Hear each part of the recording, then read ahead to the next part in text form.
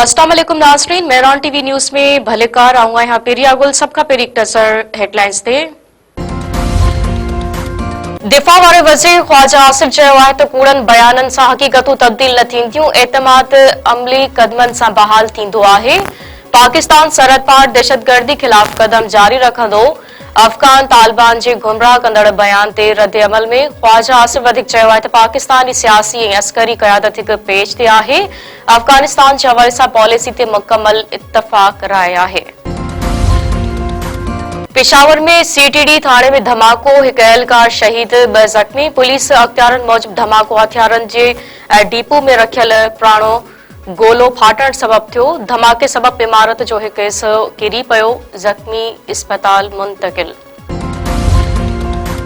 हैदराबाद में dinghy virus में मुब्तला वधीक हिक शागिर्दियाणी फौत थी वई। 24 कलाकनि दौरान डेंगी वायरस जा वधीक 824 केस बि ज़ाहिर।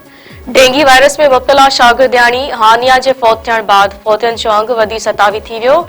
डेंगी वायरस में मुब्तला केतिरनि ई ॿारनि, औरतनि ऐं मर्दनि जूं हयातियूं दाव ते लॻल।